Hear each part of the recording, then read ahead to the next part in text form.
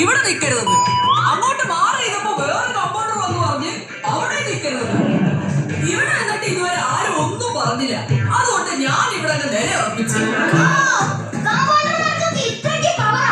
ഇവിടെ ഡോക്ടർ വെച്ച് ബാക്കി എല്ലാത്തിനും പൊട്ടു ചാടയാ.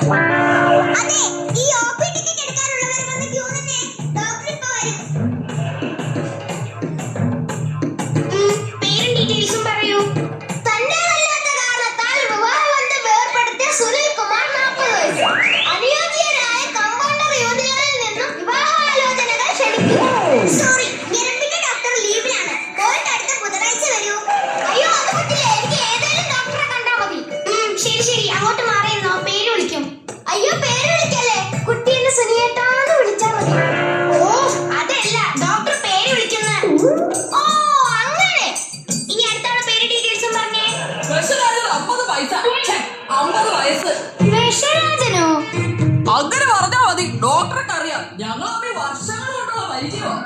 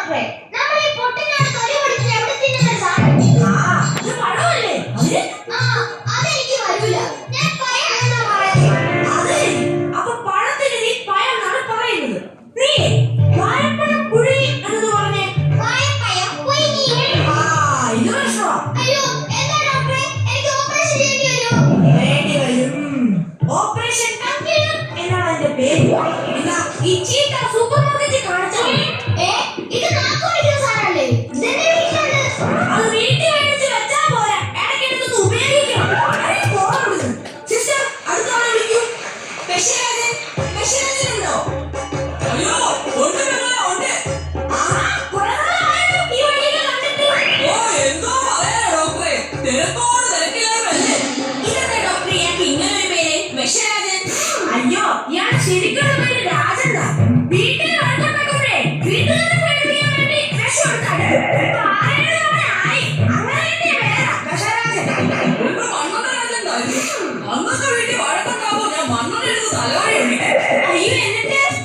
എന്നിട്ടെന്തുവാ ഒരു ദിവസം എന്റെ നൈസായിട്ടൊക്കെ വാടി ഞാൻ മണ്ണെടുത്ത് ഒഴിച്ചതും അച്ഛൻ തീപ്പെട്ടിക്കൊള്ളി ഒഴിച്ചോണ്ടിരി വന്നു.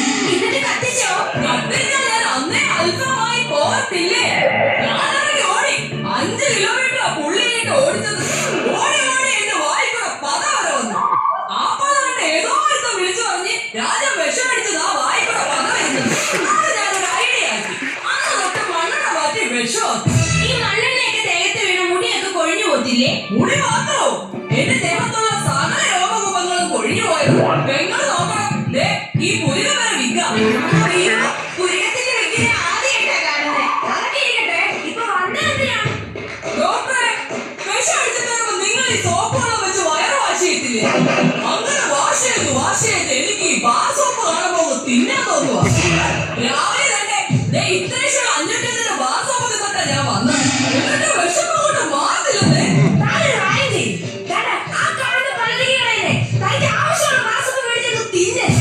എന്നിട്ട് എന്റെ മറ്റിന് എഴുതിക്കോളാൻ പറ.